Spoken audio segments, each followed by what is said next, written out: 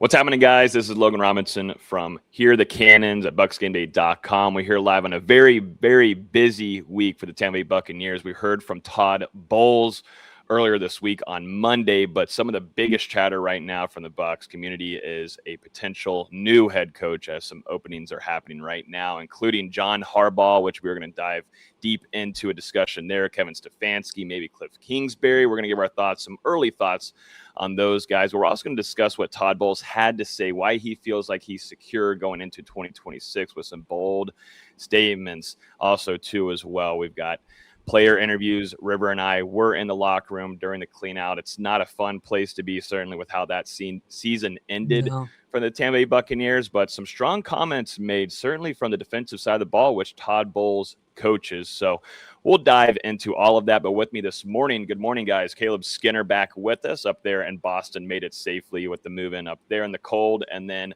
River Wells, our editor at BucsGameday. Gentlemen, it is a very, very busy week. I have an idea and expectation that we'll probably be doing a lot more shows moving forward at this rate.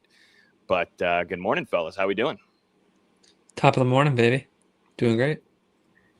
Yeah, just freezing up here. 32, nice little sleet, but a little bit better than last week where it was in its mid-20s. But we made it up here safely and just trying to acclimate this weather. Yeah, man, absolutely. It's been busy. It's been very busy.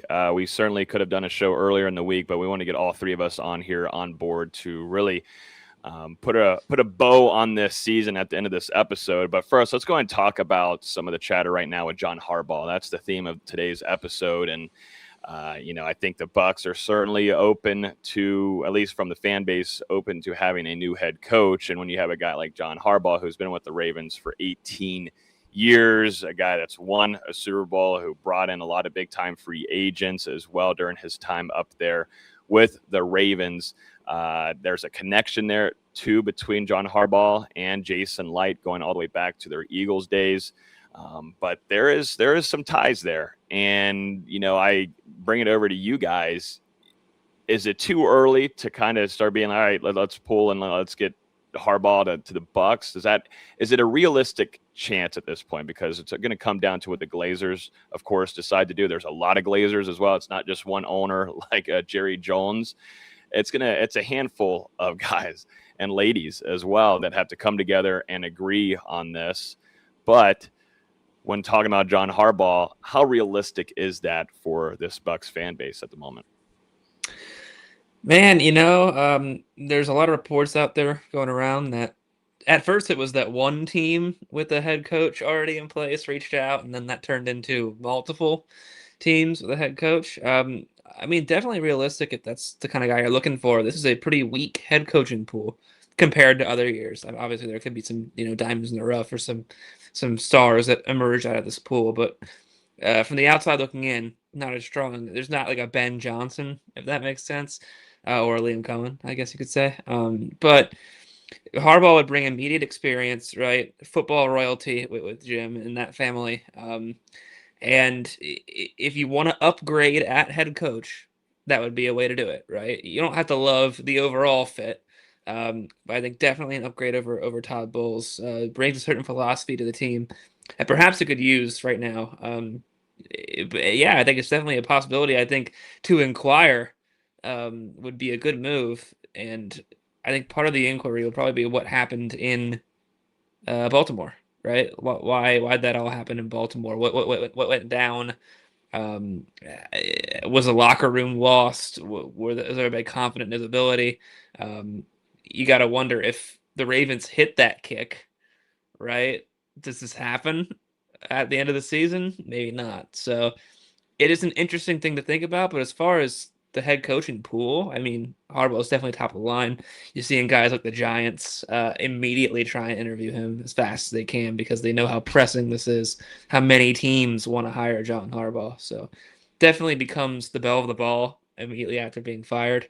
And if you are even thinking about head coach change, I think it makes sense that you would want to put out a feeler and see what he's feeling. Yeah, I guess this kind of forces the hands of some teams that do have a head coach still in place, because you can have the opportunity to go get a guy like John Harbaugh. That kick, it probably sealed his fate there, as River had mentioned. But I think it really came down to up in Baltimore. The whole thing was, Harbaugh was not willing to part ways with OC Todd Bowles, which is an interesting facet of everything that's kind of unraveled there. You also look at, the relationship being strained between Harbaugh and Lamar as well, and how that's all unfolded this season that we were able to see kind of on the surface and how everything played out. Immediate upgrade. How big of an upgrade? I'm not sure. I know bringing in Monken is probably an upgrade over Josh Broussard at this point. And you would think that that's who would come along with Harbaugh no matter where he went. Yeah. Absolutely. If he was not willing to part with him in Baltimore, he's most likely going to be, hitched to the hip, if you will, with Harbaugh, no matter where he ends up going. The question then becomes, what do you do at DC, which your options are pretty widely available when it comes to that, especially when, Harbaugh's, picking up the phone to call whoever it may be to come with you. How realistic, I don't know. We do know about the Todd Bowles contract last offseason, we know it's to 2028. Money, not so much, not really sure. Are the Glazers going to be willing to make a decision to go from Todd Bowles to John Harbaugh? That's a great question as well. We're not going to get to know those answers unless the Glazers end up doing something, or if they decide to step in front of a podium, which I highly, highly doubt at this point. Also worth noting on comments, yes, they do have, a football team over there overseas, and they recently fired their head coach. So find a head coach for their soccer team, it points me in the direction that, they've got a lot of money tied up over there. Why are they going to tie up more money over here, new head coach? So just something to monitor when it comes to that as well. Mm-hmm.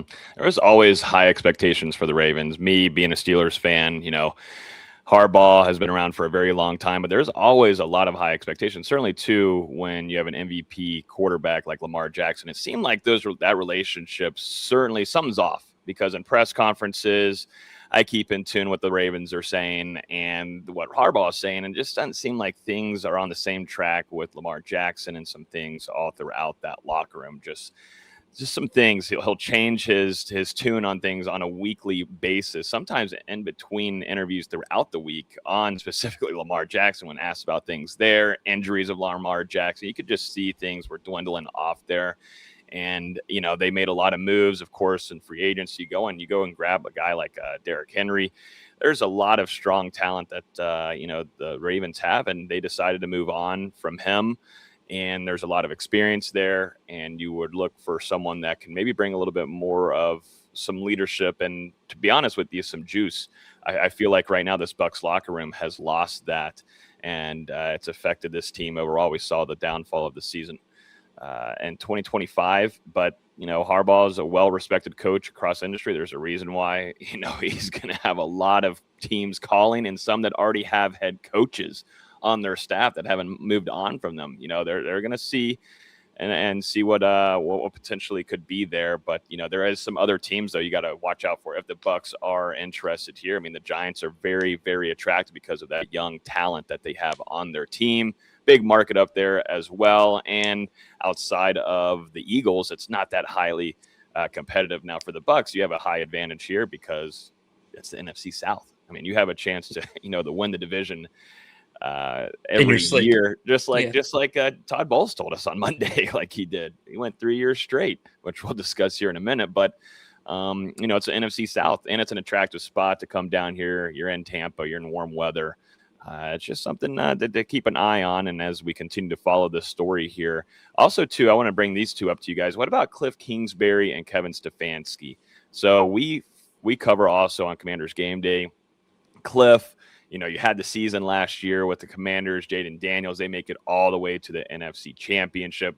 Down here in Tampa, you saw that team beat you and make that incredible run last year out of nowhere with Dan Quinn as a head coach. But Cliff Kingsbury called that offense, and you saw the big-time strides being made from your rookie quarterback with Jaden Daniels. Of course, this year was an absolute, practically a disaster. A lot of it predicated on Jaden Daniels being injured. And though there were some questionable things on how Cliff Kingsbury was running that offense overall, Now, should they have made some moves during the offseason? Absolutely. There were some things that they limited themselves on, and Terry McLaurin, there was a lot of things going on there with his injuries throughout the season. You're getting Deebo Samuel back in the mix. You were also relying on a lot of older guys. I guess you could say still like a Deebo and a Zach Ertz. But, there was still some questionable Austin things. Eckler, yeah. Mm-hmm. Yeah. There's a few. Yeah, there we go. But what are y'all's thoughts on Cliff? And then, of course, Kevin Stefanski. Not a whole ton of ties there, but Stefanski, 2 AP NFL Coach of the Year awards, went through an absolute shit show there with Cleveland. Awful ownership there, but well respected across the league. Both these coaches have a Baker Mayfield problem, unfortunately. Kevin Stefanski coached Baker Mayfield in 2021, and he ended up getting shipped off to Carolina in favor of Deshaun Watson. So Baker Mayfield might not forget about that. And then Cliff Kingsbury, people do forget back in the day that Baker Mayfield started his career at Texas Tech. He went 5-0 as a starter. He hurt his knee. He came back. Cliff Kingsbury, the head coach at the time, gave the starting job to Davis Webb instead of Baker Mayfield. So that chip on his shoulder is pretty big. If I had a nickel for every coach that Mayfield wouldn't want to bring in the cycle, I'd have 2 nickels. Not a lot. Weird that it happened twice.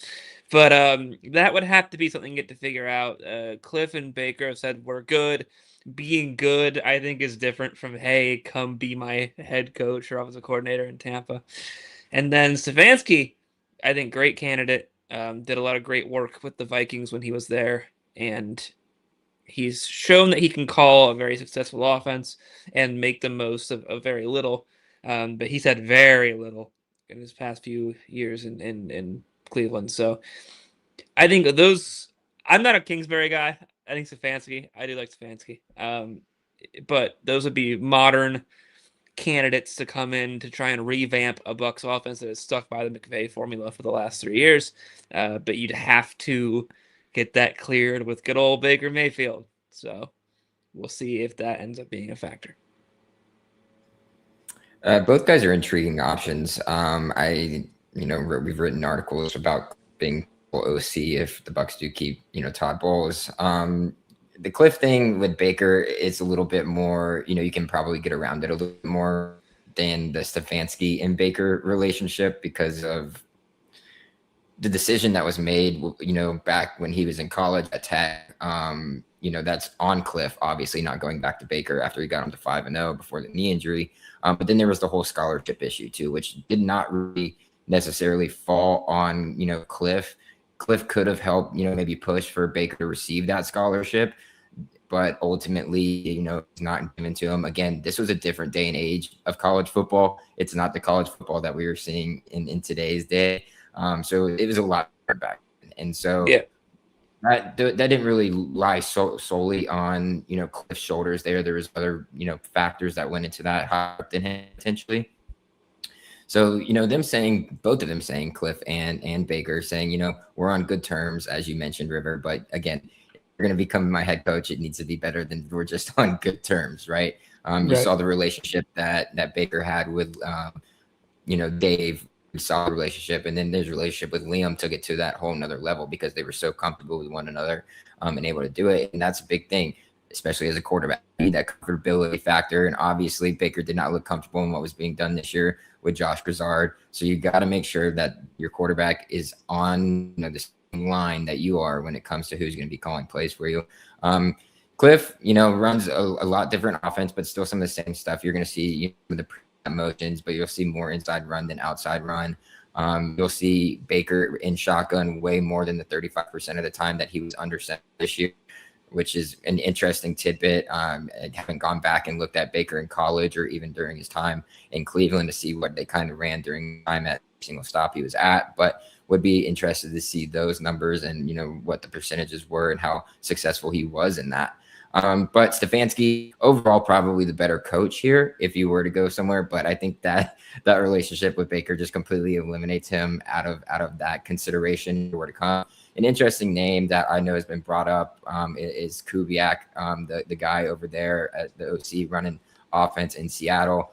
that would be like your home run hire of this cycle. No matter who is able to get him, that's pretty much the guy that I would point to as, hey, look what he's been able to do. Even after his Minnesota days, he's been able to keep that up and kind of take it up and even not like another notch from when he was in Minnesota. And really, he's had Jason to work with as his top, target. He's got some other guys out there that have, are accomplished, but not necessarily a DK Metcalf if he were to stay there. So he's a great job. I would love that. Again, I don't think Bowles is going anywhere. So you're really looking at an OC change. Cliff, I don't think is going to go for an OC change at this moment. He's probably looking for a head coach job. Stefanski probably along the same line. So unless, the Glazers somehow, in their meeting with Todd Bowles this week, make that decision, we're going to part ways or maybe force you into retirement if that comes to light or whatever it may be. Then you have the possibility of looking for them as a head coach candidate. But I don't think any of those guys are going to really take a lateral move or a step down in Stefanski's case. Mm-hmm. Dude, I think we're going to have some craziness here coming soon. I don't know what it is. I think there's going to be a team that moves on from their current head coach just to make a big grab at one of these guys that have been around the league for a long time, like a Harbaugh or a Stefanski, just because there's not a lot of those other options outside of Clint Kubiak that, is a guy that has a lot of promise there, not a lot of juice, which I think I'm looking for this Bucs team, but you can try to find that with the defensive coordinator potentially or somebody. But I think there's going to be some big moves here coming. I mean, look at the Falcons, man. I think, yes, you could fire Raheem Morris. I mean, this was a letdown season from them. Not only could you, they did. Exactly. And you could certainly do that. But I wasn't necessarily thinking that was going to happen because they were finding their stride here at the end of the season. It seems like the team was playing hard for him and they believed in their head coach, where you're seeing the complete opposite, in my opinion, down here in Tampa for Todd Bowles. Are the Falcons a little bit ahead of everybody right here? Because there is a lot of talent here offensively, defensively. They got to figure out their quarterback situation. But Harbaugh going to the Falcons could be a big concern for Buccaneers fans, yes or no? Anybody going to the Falcons, I think, is a big concern for Buccaneers fans. They have a loaded roster. They have a lot of talent. Bijan, Drake London, Jesse Bates, AJ Terrell. They got their two rookie edge rushers and James Pierce that had 8.5 sacks this year already off the rip. They've got a lot of good players. And yes, I think John Harbaugh would be concerning. I think really with the Falcons and the Saints, the Falcons having a new head coach and OC and DC and all that, and the Saints with Kellen Moore looking on the rise with a decent showing from Tyler Shuck to end of the year. The Bucs NFC South crown is definitely in danger with those two teams changing their ways. And if the Bucs stay with Bowles, looking like right now that's going to be the case. He's supposed to meet with the Glazers, obviously. We don't know exactly what day that's supposed to be. Where are the sources? We got to get the sources. We got to get the text going. It's this week. It's going to happen either today or tomorrow. What sources are telling us it's happening this week. It's happening this week. Sources being Todd Bowles. Yeah, your NFC South crown's in danger, I think, at that point, right? And the Bucs are going to fall behind the 8-ball if all these other teams are identifying problems and making moves based on them. And right now, it's an easy division. The Falcons need a quarterback. That's going to be the piece that they have to figure out. But if they do, hard to convince me that they wouldn't be a huge favorite in the NFC South, given how talented the rest of their roster is. So we'll see how that goes. Yeah, I agree. It's looking like right now that Bowles isn't going anywhere. But remember, they fired Lovie Smith on a Wednesday night. They waited 18 days to fire John Gruden off an extension, the Glazers, so not unprecedented for them to wait. Not unprecedented for them to wait. Looking like it's not going to happen, but not a lot of people. It's a committee. It's a committee that has to get together. I don't know where some of them live. I mean, like, we had a comment in here earlier. I mean, they made a move overseas with one of their soccer leagues or one of their teams. They fired Ruben Amorim. Right? River Soccer Club. Yes, they fired Ruben Amorim. Football club, I should say. From Manchester United. A bit of a unique case because he was bad and he also directly called out ownership in his last press conference. That doesn't usually go well for you. But, they just made that move over there. So would they make the same move over here? That would depend on how they feel about it. Remember, the Glazers did sell a decent stock of Man United, but they still are majority owners over there in Manchester. And they also, of course, own the Tampa Bay Buccaneers. So Could one thing lead to another, or could one thing prevent another? Would be the question. There's a comment here from Lisa on Facebook. Appreciate you commenting in here with us this morning. It says Bucs will not buy him out of his contract. He is staying. So it was shared about a week ago, 2 weeks ago, that he signed a 3-year extension with the Buccaneers going all the way into 2028. And you don't usually get all those kind of details for NFL head coaches, but when it comes down to things like this and collapse is happening, insiders are trying to get the nuggets on what these extensions look like. And so it was shared that was the extension. And I don't think necessarily, it's not like the college football landscape where it's an absolute, I already cussed earlier, but a blank show. It's absolute complete mess. And these agents are having these outrageous contracts built for these coaches that buy them into these big time numbers that keep them around a lot longer, like what's happening with Florida State and Mike Norvell. But here, I don't think the Glazers are, yes, of course, the money is something that you have to think on if you're planning on or, putting out there or potentially moving on from your head coach. Of course, the number, that's a lot of money. There's millions of dollars. Well, they are worth $10 billion as a family. So exactly. If they wanted to, they probably monetarily, though, at the end of the day, they will be fine. Certainly, if they feel like this fan base isn't going to show up for games on Sundays. And if they feel like they're going to miss out on that playoff game, because that gives you money, right? You're hosting a playoff game, that's TV, they that's didn't tickets, miss out on that. And the understanding was that as long as we get that, we're probably fine if they want to feel that way. They didn't get that this year. That's a good point. And you and I would talk about it. We would talk about it all the time at practices. We'd be like, well, if they do make it over there in that stadium over there, for a playoff game, that helps pay the bills and brings in a lot of revenue for you. But and of course, what's better than one is two. Mm-hmm, absolutely. That's a higher number. So that would be something to consider as well. Mm-hmm. Yeah, 100%. Well, we'll for sure be discussing more on all of this. Who knows? We might have a breaking episode later on in the week, but definitely stay tuned to BucsGameday.com. But this show keeps going on here. Let's talk about some of our biggest takeaways from Todd Bowles' interview that he had on Monday. River, you and I were there. Yep, had the locker clean out, which we'll talk about in just a minute from some nuggets from some of the players we talked to. But what to you stood out the most, River? And then you can for sure give your thoughts, Caleb, from all the way up there in Boston. Yeah, Todd Bowles did not sound like a guy who thought he was going to get fired. That doesn't mean that he won't be. It means that he thinks it's unlikely. And to be fair, I think we kind of think it's unlikely as well. But he had to admit that he would make some changes, particularly with scheme. He said there will be scheme changes. He said we will play to our players' strengths, which you think they'd be doing already. Someone asked him, what makes you think you deserve to be head coach in 2026? He said, I've won 3 straight division titles, which has to mean something. It does mean something. Let me give that exact quote. He said, all I can do is coach and be myself. I've earned the chance. I've won 3 straight division titles, so that says a lot as far as I'm concerned. That was the key quote of you. Right. The NFC South is a easier place to do that than perhaps to say the least. Another place. So that's something to keep in mind as well.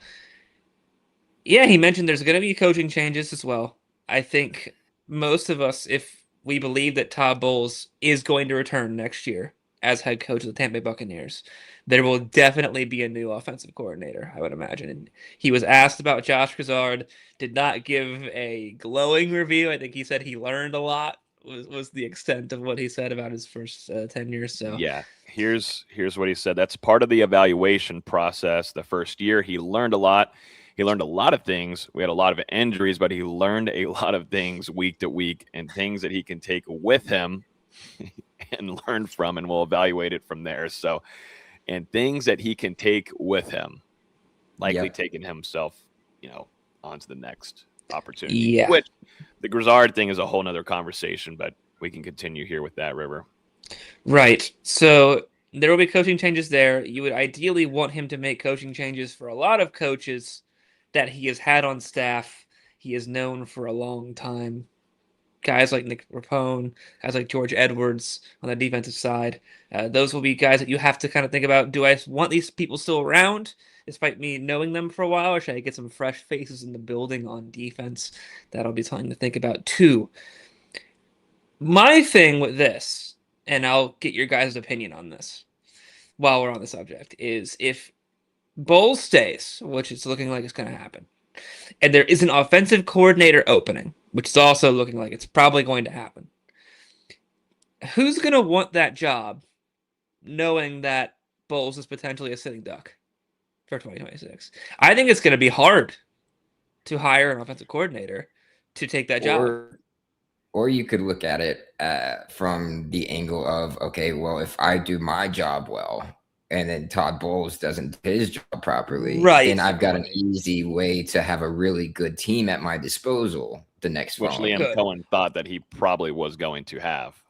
Right, and also you could say, oh, if I do my job, then I could still get a head coaching gig somewhere else if it's not in Tampa Bay. But the most likely thing is that you're going to be fired. So that's something to consider. That's something to think about. I'll be interested to see if they try and get a veteran OC who's had a lot of experience, like a Brian Dable or a Cliff Kingsbury or something. Or if they try and go with a young guy like Nate Shieldhouse or Grant Udinsky or someone like that who hasn't called plays in the NFL to give them that first chance. But the Bucs have done that 3 years in a row.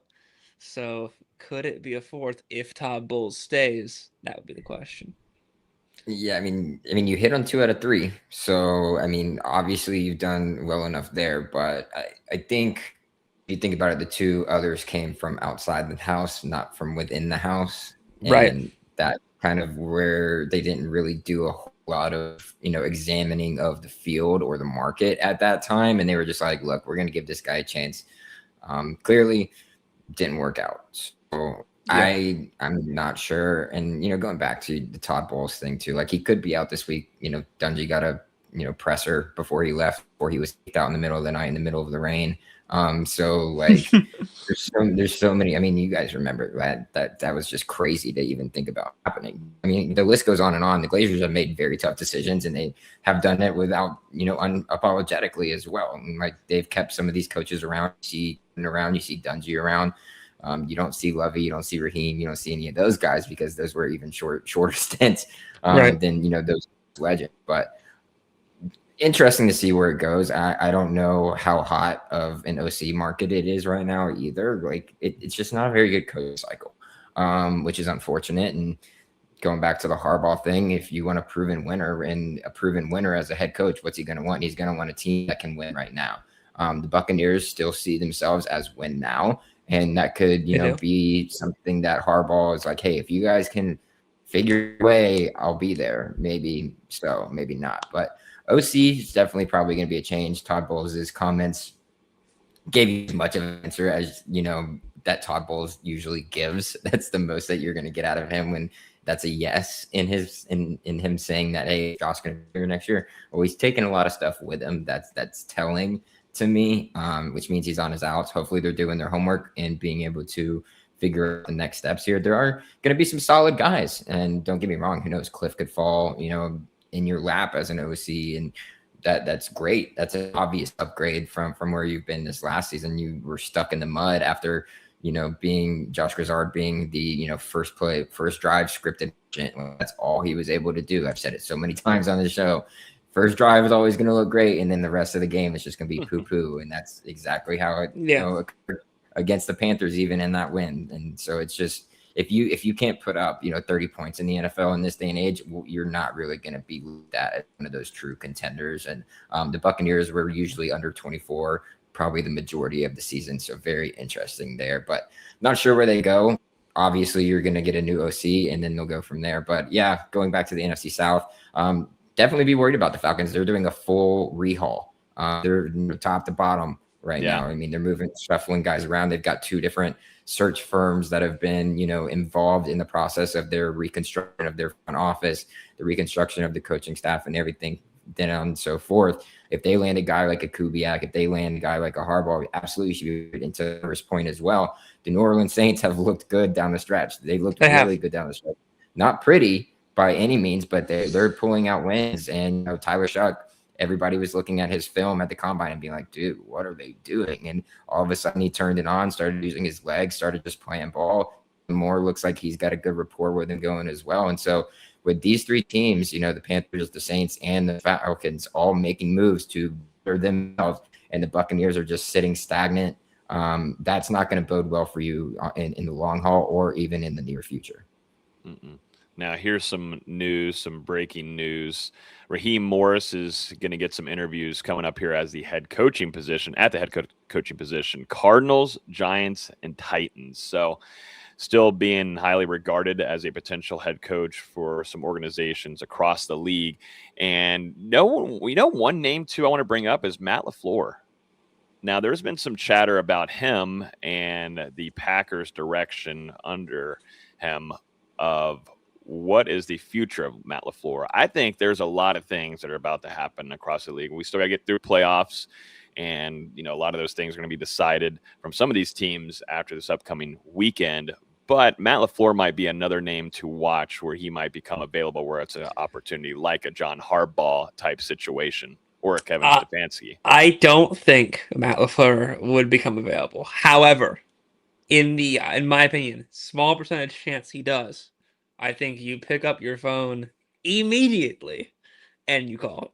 I think he would be a home run best candidate above Harbaugh, above Stefanski, if he were to enter the market. Then Micah Parsons would come with you, right? Of course. No, I mean, LaFleur definitely has his questions in Green Bay, but a stunning offensive mind still. I think he's able to get the most out of his offenses in a very innovative way. So if that's a guy to watch, man, everybody better be watching him. But Raheem Morris, on that subject, Todd Bowles was asked about Raheem Morris. There are some Bucs fans going, oh, could he be the DC in Tampa Bay? Something like that. People have talked about, hey, should Todd Bowles give up play calling and get a DC? In my opinion, if Todd Bowles gives up play calling and gets a DC, you are kind of entering the what are you even doing here sort of territory. That's the thing. People have brought that up of being a CEO head coach. I just don't see Todd Bowles being that. First off, he doesn't, like you just said, he doesn't want to take away his play calling duties. He was not going to do that no matter what the scenario was, even with this defense being brutal this last season. He doesn't want to do that, though. He would either say no, I'm retiring, that's it. Like, I don't think you want Todd Bowles as a CEO head coach. I just don't see that where it helps your locker room. And he's just not that type of coach. I don't think he wants to be that either. I agree. I just don't see any, like I say, you need someone with little bit of some juice, some fire. He's a quiet guy until, there's some times where he needs to call his players, which he did this last year. But I just don't think that bodes well for what the Bucs are trying to do. If you're trying to improve your team, I just think you're staying completely stagnant there on a parallel direction. I hate to compare this, but like what Florida State is doing right now, it seems like it's just kind of like a mail it in type of season for them this upcoming season. And I don't want to, necessarily say that's, the Bucs currently are, but it sure seems like it. Like if you're going to roll ahead with what you have, and you've already seen the product of what it is an OC going to magically change things? Is Jason Light's upcoming draft going to really drastically change things? Maybe you hit and you go get an elite pass rusher this offseason in the free agent market or trade for somebody like Crosby wants out of L right now. So if you get some of these things done, then they know what direction that this team wants to go in, right? If they don't do these things, then you obviously know what next season is going to really entail. And then you're going to have loss of tickets. Yeah, people will still have season tickets because they had to buy a 2-year package. But those fans are going to try and start selling those immediately if they haven't already tried to begun to do so. With the news of Todd most likely staying, and Bruce Arians has commented on it. He feels very confident that Todd's going to be back as well. So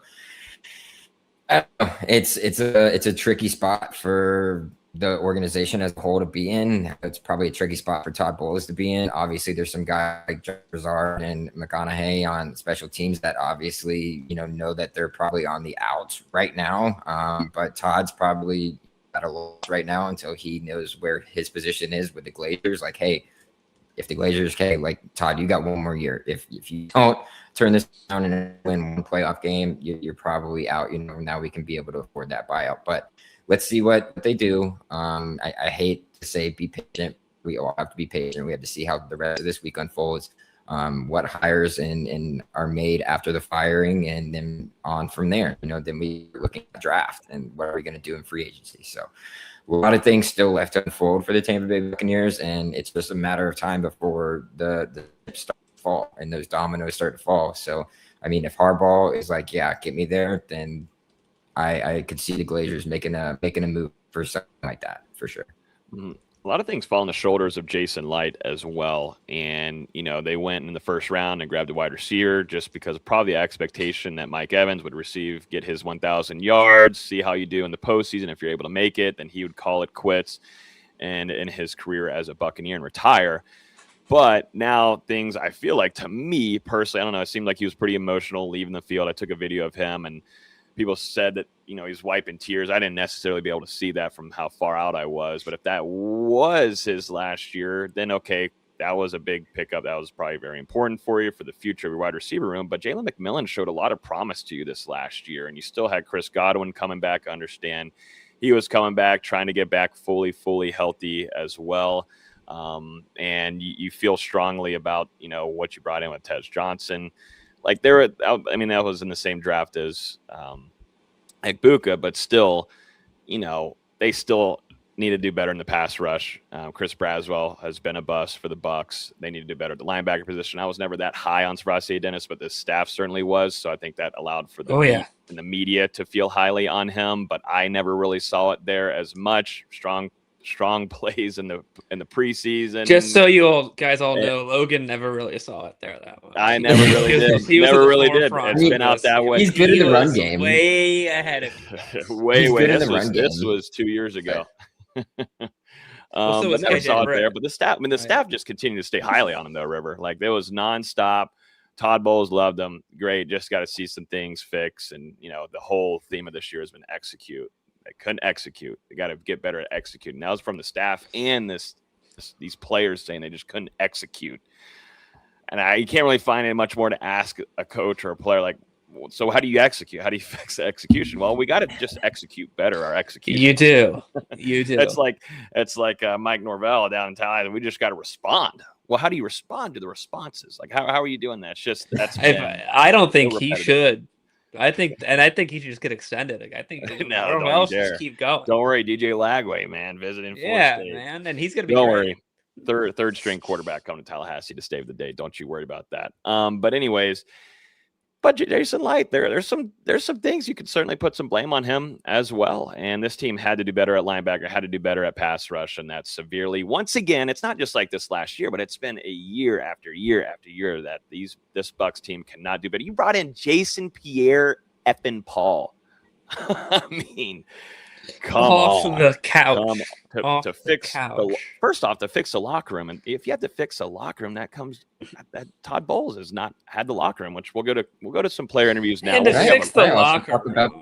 Can I talk about that edge thing too? Like we brought in Hassan Reddick and then like Jadeveon Clowney's with the Cowboys and has like 7.5 sacks.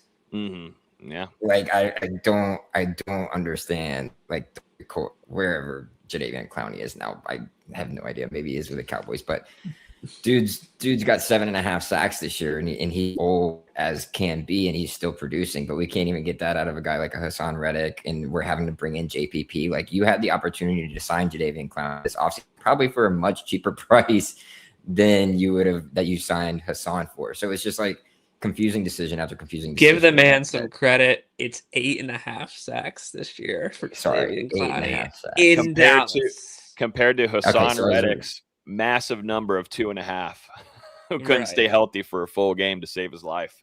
Right. That was an utter disappointment there. Hassan, I mean, we're going to have a lot more discussions, a lot more of these episodes. I mean, right now we're just trying to go through some of the big storylines from the last 48 hours really. But there's a lot of deep dives that we will be doing and what the Bucs need to fix going into next season. But let's go over here real quick and do some of these player interviews, gentlemen, to wrap up this episode. So River, like I said, you and I were there.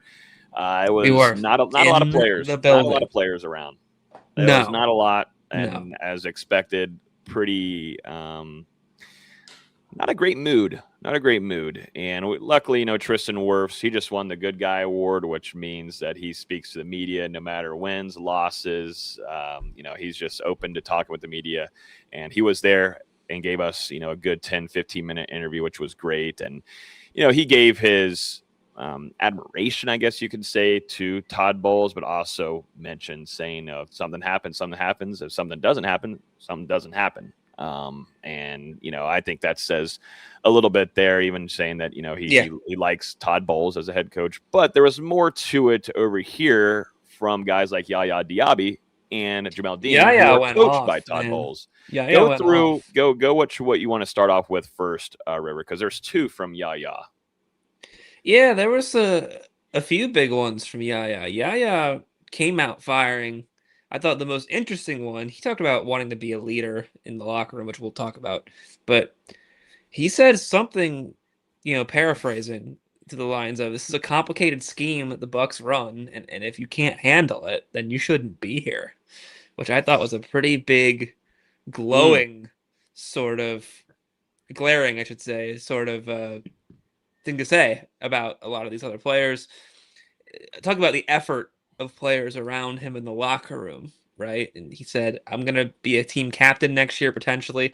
I'm going to say it how it is. And in this case, if you can't handle Todd Bowles' complex scheme, then you should not be on the football team. So that was coming out swinging. And then, he mentioned he wants to be a leader of the locker room. He's potentially going to be a team captain next year. He said, and we'll talk about this too, I'm going to go to Todd Bowles and tell him we're having too many walkthrough practices. I'm going to go up and tell him that, because he's like, I'm a live learner. I like to learn live. Mental reps don't do it for me. So that's probably a common sentiment. And it is a common sentiment, because our good friends over at Pewter Report there put out an article with a few players who did not want to be named saying, yes, there are too many walkthrough practices. So seems like there's a lot of things that would need to change with this Todd Bowles team. And the more we hear about it, the more it's a lot more things that need to change, which at that point, maybe something big needs to happen. But we'll see how it goes. Here is the video here on what Yaya Diaby had to say. Go for it. Yeah, man. He done so much for me. I appreciate the guy. He's always honest and straightforward with us and tell us how it is. And for me, I'm not gonna point no finger at him, man. He's done so much for us.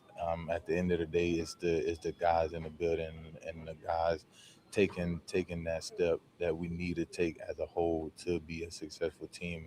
And if it's guys being more vocal like myself, I've been the guy that lead by example, but that's over now. Like I'm gonna talk and I'm gonna tell guys how it is, and if they like it, they like it, and they don't, they don't. I don't really care.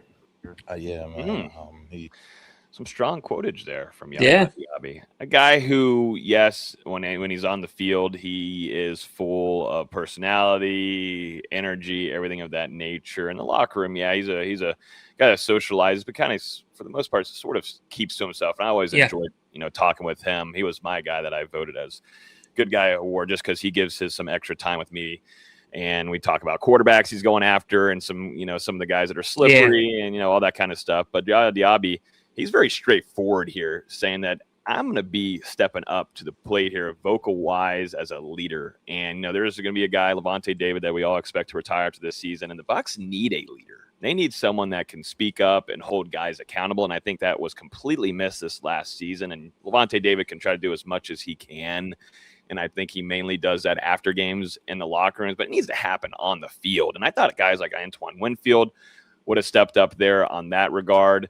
But that just hasn't been the case after he got that big time deal as being the highest paid defensive back in all of football. they got to find a leader, man. And yeah, you would love for Yaya Diaby to be that, but there was also Hassan Reddick on the other side that was a veteran that you brought in that you were hoping to step up as a guy that could be a leader for you, and you didn't know how long he would be here in Tampa just off this 1-year deal. But still, you can tell that Yaya was looking for guys that would hold each other accountable, and he felt like Todd Bowles was putting him in the right places, and some guys maybe weren't doing their film work enough, or whenever they got on the field, they weren't taking full advantage of it.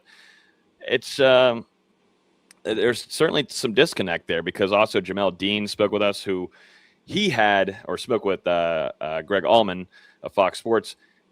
Jamel Dean had a strong season. Of course, once again, he gets injured at the end of the year, and that sucks. And of course, he had some slip-ups there and had those touchdowns that you could say Todd Bowles could put some better scheme out there, and some of those touchdowns that were allowed, absolutely.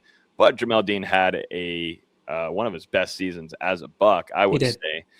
Jamel Dean said, talking about persistent defensive struggles overall, he said, "You have to be honest with yourself.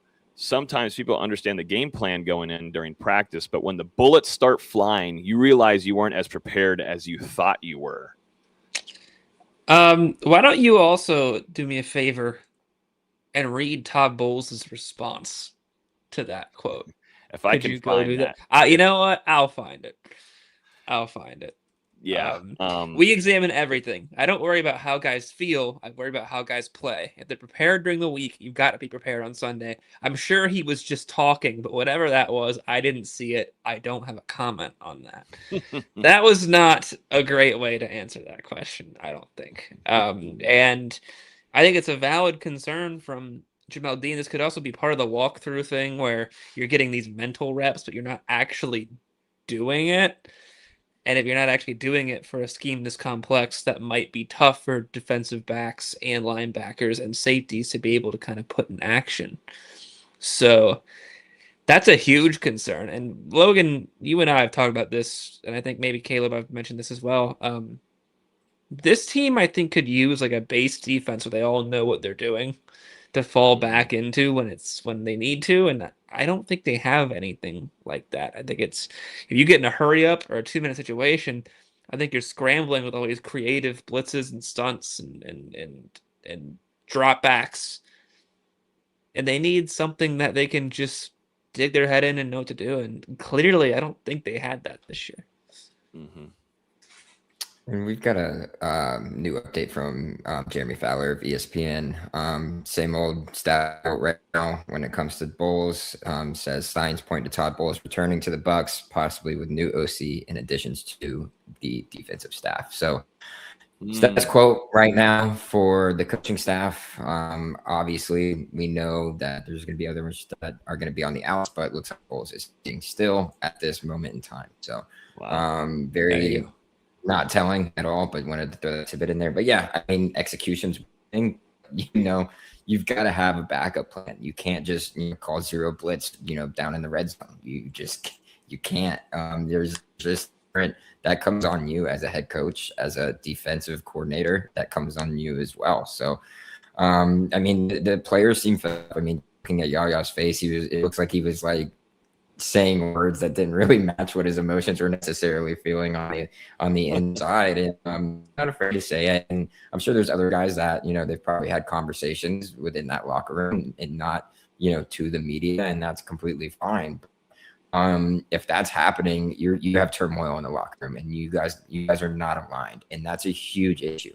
When your coaching staff is not aligned with the players, you've got a big, massive problem. It's like being a used car salesman, almost like you're selling somebody something that they don't really want, and they're just kind of stuck with at this point in time.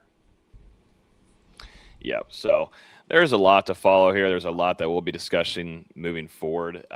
Do the Bucs actually move on from Bowles? As right now, it seems like things are headed in the direction where Bowles will be your head coach in 2026, but there is going to be a lot of staff changes, along with we'll have a big episode as well on this roster and how much has to change. And will we see a Mike Evans in 2026? Could it be an option where he goes to where a team at the very end of his career says, hey, you know what? I want to go win one more Super Bowl. I still like I still feel like I can play at a high caliber, which to me he was. And, you know, we just saw the offense completely deteriorate and things were not working well under Josh Glazer. But does he say that this is it for Tampa? But could it be another team? Then you look over as well, you know, Baker Mayfield, Todd Bowles spoke on it, was asked if he's going to need any surgeries this offseason with all of those injuries that he suffered, what he was playing through. But he said as of right now, I was talking with, he just doesn't know if that's going to be the case for him, but there's going to be a recovery process for sure for Baker Mayfield. Bucs new offensive coordinator, like we were just talking about with Josh Glazer. Bucs pass rush, what do they do in free agency? I mean, there is a lot. It's a rehaul. It's an absolute rehaul. And it is, if it is Todd Bowles' last, you know, I say last season, but it's going to be pressured to be a potential last season if he doesn't turn things around. Well, it's not a rehaul. BA called a retool. You know, they're just going to retool according to BA. So, you know, we'll retool. What does retool mean? You got to get a lot of new tools. You got to get a lot of new tools, my man. A lot of new tools. But I mean, he's no longer. I think it was shared on Twitter. But you know, Bruce Arians no longer on the Bucs staff. He's not there with them. He's not there on a day-to-day basis. He has connections there, of course, and relationships. Absolutely, 100%. But he is not on the Bucs staff currently as we speak. So he's over there doing some episodes with Pat McAfee. He's gonna back his guy with Todd Bowles, who he handed the keys off to. Of course he is. That's absolutely going to happen. But I think we're going to see some craziness no matter what, man. Like right now you can say this, that Todd Bowles' job is safe. But like I just said, there could be some names. We already saw it with Harbaugh coming out. There's a strong coach with Kevin Stefanski. We'll see what could happen with Matt LaFleur. There could be more as well. We don't know. But this team has some things to work with offensively, and it is you know, a spot that you could come if some things are moved around and some roster restructuring happens in the right way. This team, you know, is strong to make a fight in that NFC South division on a year-to-year basis. And we'll see what the Glazers decide to do that committee. But that's going to do it for us. We appreciate everybody hanging out with us. Almost 50 people watching us live here on YouTube. If you wouldn't mind smacking that like button down below if you did enjoy the content. There's a chance we'll see you guys before the end of the week, maybe going into the weekend. We'll see.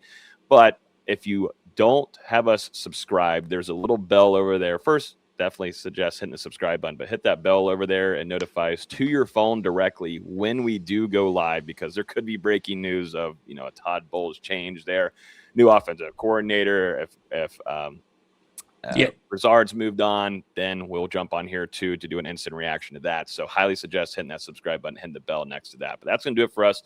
Y'all enjoy the rest of y'all's week. And thanks for tuning in to us at Bucs Game Day on Hear the Cannons. We're out of here. Fire the cannon.